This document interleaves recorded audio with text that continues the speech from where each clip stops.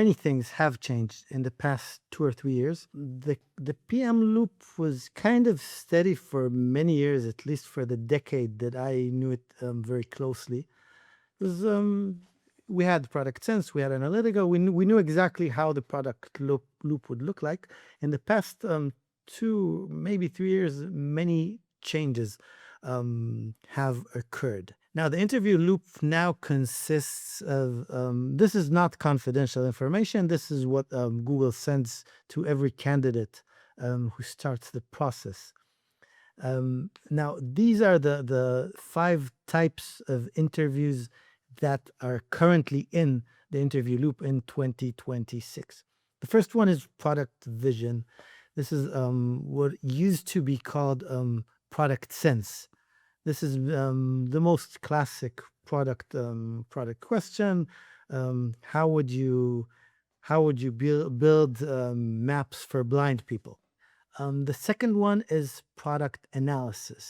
This is the classic analytics question. For instance, an example here, an estimation question might be how many messages per second does Gmail receive? Or you notice a 30% change in the usage of your product. What would you do? Or setting goals for the product. Anything that has to do with metrics, analytics, many times experimentations. Next, we have the strategic insights interview. Now, if in the product vision interview we're meant to be in L5, L6, L7 PM and really solve day-to-day problems, in the strategic insights interview, we're more like the CEO or an SVP, and we need to take a much higher level view of how things work, the forces that move the company, the things that keep Sundar awake at night.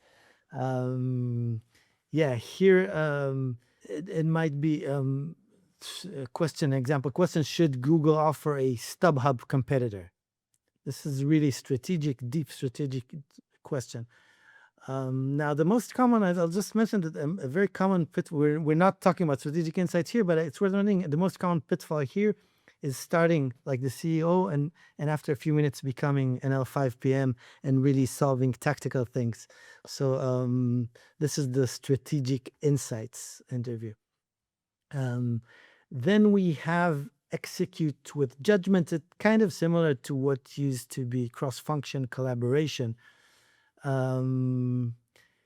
Here, you have to show the ability to strike a balance between details and prioritization and how you execute and work with engineers.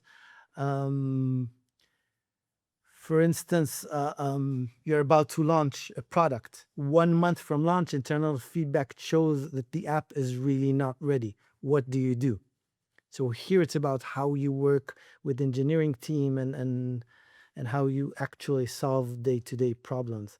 The last one, which is the newest one, which kind of didn't exist and we have the least data about, is problem space understanding.